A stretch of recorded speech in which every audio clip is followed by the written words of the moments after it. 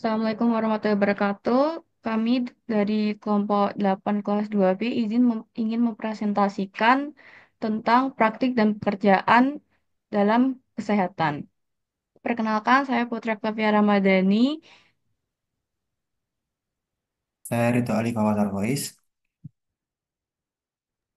Saya Rohadatul Aisyah Natun Naswa.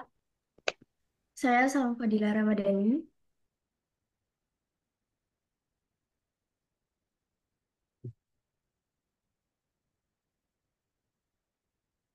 Pendahuluan.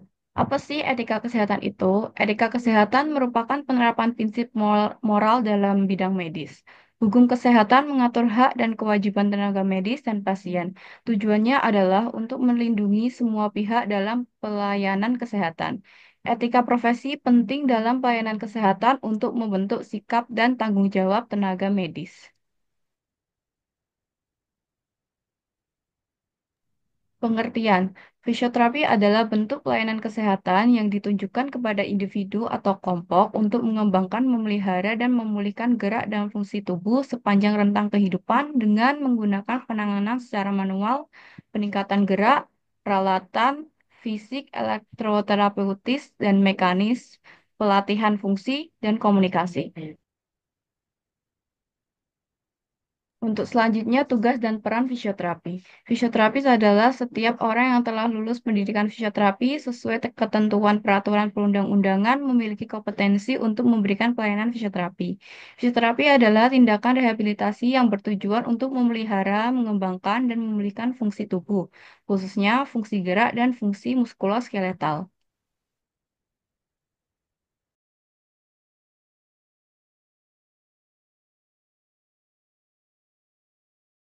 Next, ruang lingkup fisioterapi. Pelayanan fisioterapi di fasilitas kesehatan seperti di klinik, rumah sakit, dan puskesmas. Yang selanjutnya, praktek fisioterapi secara mandiri berkolaborasi dengan tenaga kesehatan lain dalam memberikan pelayanan rehabilitasi medis. Yang selanjutnya ada kompetensi fisioterapis.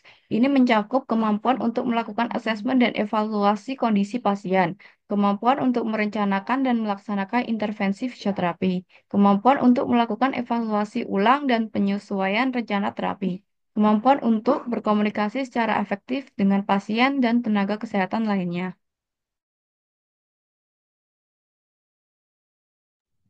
Yang selanjutnya ada jenis-jenis layanan fisioterapis, yaitu ada pelayanan rehabilitasi medis untuk pemulihan fungsi gerak tubuh, pelayanan edukasi kepada pasien mengenai teknik pemeliharaan kesehatan dan kebugaran, pelayanan pencegah cedera dan promosi kesehatan, pelayanan untuk kondisi spesifik seperti gangguan muskuloskeletal, cedera olahraga, dan rehabilitasi pasca operasi. Yang selanjutnya akan dibacakan oleh rekan saya. Baik untuk standar praktik fisioterapi. Prinsip praktik fisioterapi yang pertama aman dan berbasis bukti. Yang kedua holistik, baik fisik, psikologis maupun sosial. Tiga, penilaian menyeluruh dan terapi individual. Keempat, latihan progresif dan overload yang aman. Lima, konsistensi penting, reversibilitas. Enam, edukasi, gaya hidup sehat, dan fokus pada fungsi dan kemandirian. Yang terakhir, teknik terapi disesuaikan kondisi pasien. Proses klinis fisioterapi. Yang pertama ada asesmen yaitu pemeriksaan komprehensif. Lalu ada diagnosis berdasarkan ICF dan ICD-10. Lalu ada perencanaan, rencana terapi atau rujukan. Lalu intervensi, baik itu pelaksanaan dan edukasi. Lalu evaluasi yaitu untuk mengukur efektivitas terapi. Lalu ada modifikasi atau discharge sesuai hasil evaluasi. Standar pelayanan fisioterapi menurut Peraturan Menteri Kesehatan Nomor 65 Tahun 2015. Yang pertama, alur pelayanan jelas dan terdokumentasi. Lalu manajemen sumber daya manusia, sarana dan sistem informasi. Lalu kualitas, diagnosis tepat, komunikasi baik, dan fasilitas aman dan nyaman. Proses pelayanan fisioterapi. Yang pertama, pengkajian dan penilaian awal. Mencakup data identitas dan anamnesis lengkap, pemeriksaan fisik baik postur, vital sign, gerak, nyeri, pemeriksaan fungsional, dan tes khusus. Penggunaan skala nyeri, misal menggunakan VAS. Data penunjang jika diperlukan, yaitu lab atau hasil lab atau radiologi. Yang kedua, rencana intervensi dan terapi. Berdasarkan hasil asesmen dan diagnosis fisioterapi, tujuan terapi jangka pendek atau panjang, modalitas dan dosis latihan yang jelas, lalu melibatkan keluarga dan dokumentasi yang lengkap. Yang ketiga, pelaksanaan terapi, yaitu evaluasi, rencana, dan eksekusi. Sesi rutin, yaitu 30 hingga 60 menit, dengan intensitas 2 sampai 3 kali per minggu. Teknik yang digunakan, terapi manual, latihan, atau bisa menggunakan alat bantu. Lalu dilakukan dan diawasi oleh fisioterapis. Yang keempat, pemantauan dan evaluasi. Menggunakan alat ukur objektif, kekuatan, nyeri, range of motion, dan fungsi. Audit klinis untuk jamin mutu dan standar. Evaluasi siklus untuk perbaikan berkelanjutan. 5. Tindak lanjut dan rekomendasi. Penyesuaian terapi atau reassessment bila perlu, anjuran latihan mandiri, rujukan, dan kontrol ulang. Baik, untuk selanjutnya akan dijelaskan oleh Naswa. Baik, selanjutnya ada Peraturan Nasional tentang Fisioterapi. Yang pertama ada Permenkes RI nomor 80 tahun 2013 tentang penyelenggaraan pekerjaan dan praktik fisioterapis. Yang kedua ada Permenkes RI nomor 65 tahun 2015 tentang standar pelayanan fisioterapi. Yang ketiga ada Undang-Undang nomor 36 tahun 2014 tentang tenaga kesehatan. Yang keempat ada Undang-Undang nomor 17 tahun 2023 tentang kesehatan.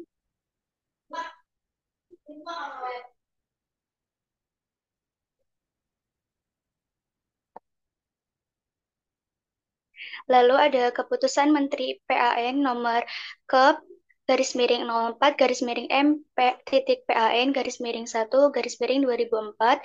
Yang selanjutnya ada keputusan bersama Menkes dan Kepala BKN nomor 209 garis miring Menkes garis miring SKB garis miring 3 garis miring 2004.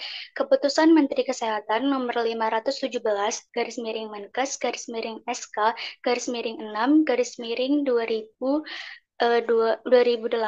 dan yang terakhir ada keputusan Menteri Kesehatan nomor 778 garis miring Menkes garis miring SK garis miring 8 garis miring 2008. Selanjutnya ada Kode Etik Praktik Fisioterapi. Kode etik fisioterapi adalah seperangkat prinsip moral dan profesional yang menjadi landasan perilaku dan tindakan seorang fisioterapis dalam menjalankan profesinya. Di Indonesia, kode etik fisioterapis ini ditetapkan oleh Ikatan Fisioterapi Indonesia atau IFI. Secara garis besar, kode etik fisioterapi Indonesia ada 8, yaitu yang pertama menghargai hak dan martabat individu, yang kedua tidak bersikap diskriminatif dalam memberikan pelayanan kepada siapapun yang membutuhkan, yang ketiga memberikan pelayanan profesional secara jujur, berkompeten, dan bertanggung jawab, yang keempat mengakui batasan dan kewenangan profesi, dan hanya memberikan pelayanan dalam lingkup profesi fisioterapi. Yang kelima, menghargai hubungan multidisipliner dengan profesi pelayanan kesehatan lain dalam merawat pasien atau klien. Yang keenam, menjaga rahasia pasien atau klien yang dipercayakan kepadanya, kecuali untuk kepentingan hukum atau pengadilan. Yang ketujuh, selalu memelihara standar kompetensi profesi fisioterapi dan selalu meningkatkan pengetahuan atau keterampilan. Yang kedelapan, memberikan kontribusi dalam perencanaan dan pengembangan pelayanan untuk meningkatkan derajat kesehatan individu dan masyarakat. Selain itu, kode etik fisioterapi juga terdiri dari 10 prinsip, yaitu yang pertama ada berperilaku disiplin, yang kedua menghargai hak pasien, yang ketiga berperilaku adil, yang keempat profesional dan jujur, yang kelima arif dan bijaksana, yang keenam berintegrasi tinggi, yang ketujuh bertanggung jawab, yang kedelapan pengembangan pelayanan, yang kesembilan menjunjung tinggi harga diri, dan yang terakhir bersikap mandiri.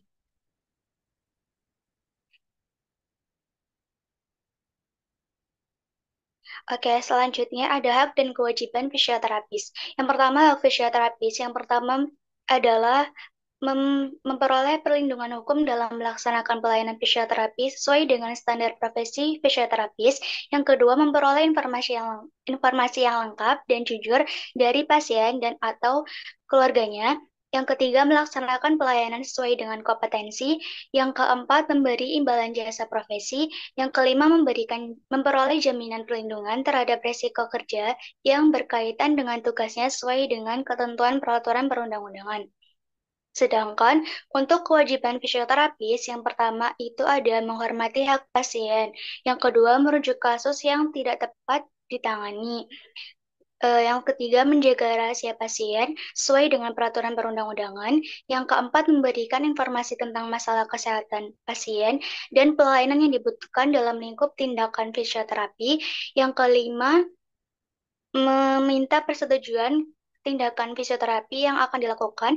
Yang keenam, bantu program pemerintah dalam meningkatkan derajat kesehatan masyarakat. Dan yang terakhir, mematuhi standar fisioterapi, standar pelayanan, dan standar prosedur operasional fisioterapis.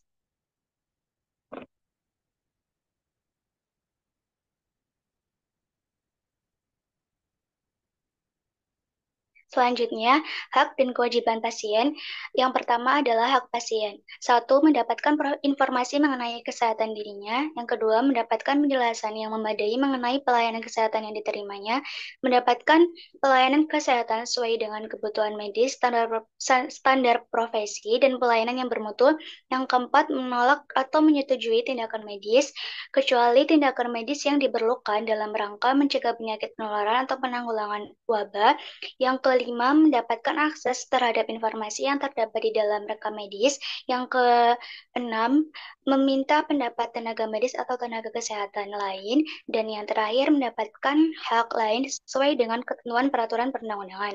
Sedangkan untuk kewajiban pasien, yaitu yang pertama ada memberikan informasi yang lengkap dan jujur tentang masalah kesehatannya, mematuhi nasihat dan petunjuk tenaga medis dan tenaga kesehatan, mematuhi ketentuan yang berlaku pada fasilitas pelayanan kesehatan, dan memberikan imbalan jasa atas pelayanan yang diterima. Selanjutnya ada jenis dan tempat praktik fisioterapis. Pelayanan fisioterapis dapat dilakukan di berbagai tempat fasilitas kesehatan. Di antaranya yaitu puskesmas, klinik, rumah sakit umum, rumah sakit khusus, praktek mandiri atau home therapy, dan visit. Selanjutnya ada infrastruktur dan sumber daya manusia. Yang pertama ada sarana. Fasilitas pelayanan kesehatan harus memadai, aman, dan mudah diakses, termasuk bagi difabel, polifisioterapis rawat jalan dekat loket pendaftaran, sarana di puskesmas, dan praktik mandiri sesuai dengan kebutuhan dan kapasitas institusi. Yang selanjutnya ada prasarana, yaitu meliputi dukungan administrasi manual dan elektronik yang lengkap untuk fisioterapi, formulir rekam medis, uji, dan pengukuran tersedia, disediakan media informasi untuk pasien dan pelatihan SDM, dan yang terakhir daya listrik yang memadai.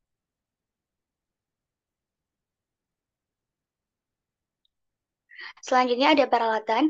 Yang pertama meliputi setiap penyelenggaraan wajib memiliki peralatan pemeriksaan, uji ukur, dan intervensi yang cukup. Peralatan elektronik harus diuji fungsi dan kalibrasi secara rutin, serta mempunyai prosedur recall. Untuk sumber daya manusia, itu meliputi kebutuhan fisioterapis berdasarkan analisis beban kerja atau rasio satu fisioterapis dibanding 8 sampai 10 pasien per hari.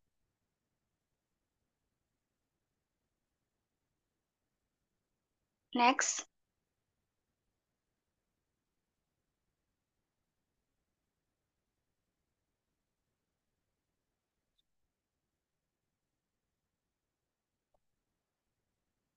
Oke, untuk SDM Puskesmas itu minimal satu fisioterapis dengan kualifikasi profesi atau minimal ahli media.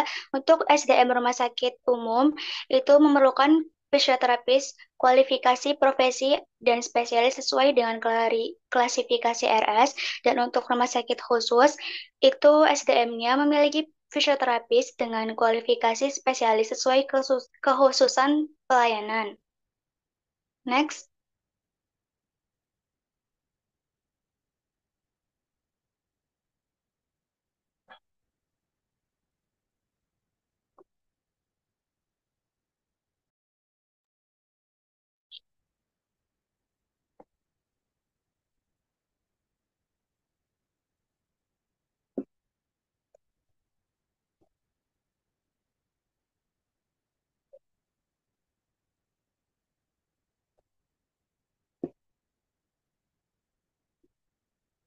Oke, selanjutnya ada manajemen praktik fisioterapis, yaitu pertama organisasi meliputi pelayanan fisioterapis yang dikelola secara struktural dan fungsional. Yang kedua, peningkatan mutu dan keselamatan pasien. Itu meliputi mutu dan keselamatan harus melekat di seluruh proses.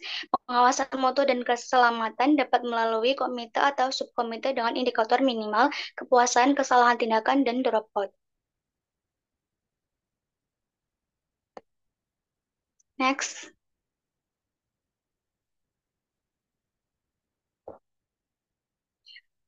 Oh, iya.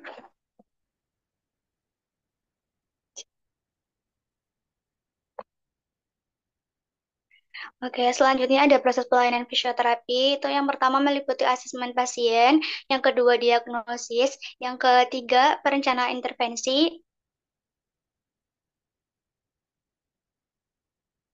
next.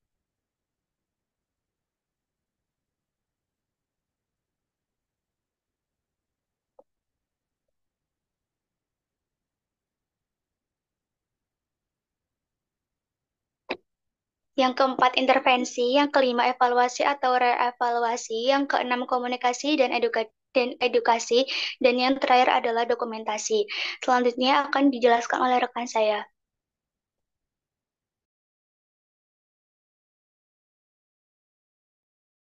Baik, selanjutnya isu hukum dan perlindungan hukum.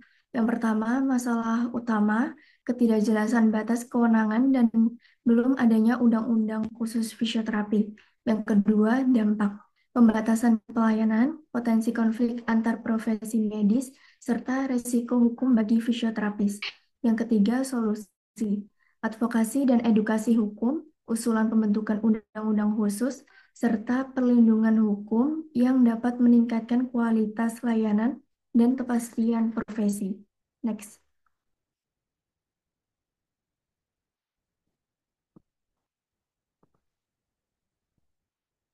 Selanjutnya, masalah etika dan profesionalisme.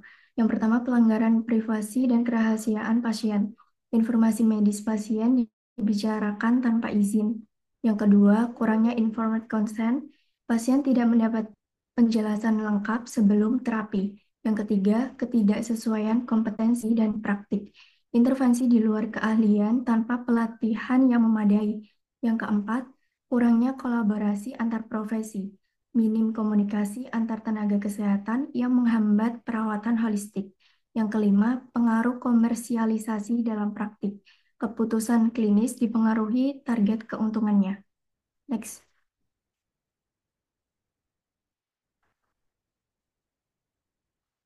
Selanjutnya, pengaruh teknologi dalam praktik fisioterapi. Yang pertama, teknologi mempercepat proses pemulihan dan meningkatkan efektivitas terapi. Yang kedua, AR dan VR meningkatkan keterlibatan pasien. Yang ketiga, sensor gerakan bantu pemantauan akurat. Yang keempat, integrasi teknologi dorong inovasi dalam layanan fisioterapi. Next.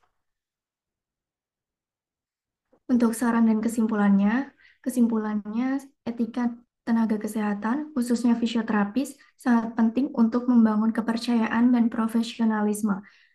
Sarannya, terapis harus menjunjung tinggi nilai moral dan kode etik demi pelayanan yang berkualitas dan manusiawi. Terima kasih, saya kembalikan ke moderator.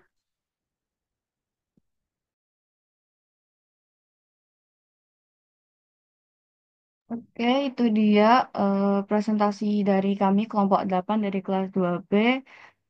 Sekian dan terima kasih. Mohon dimaafkan apabila ada kesalahan kata atau perbuatan. Wassalamualaikum warahmatullahi wabarakatuh. Waalaikumsalam warahmatullahi wabarakatuh. Waalaikumsalam warahmatullahi wabarakatuh.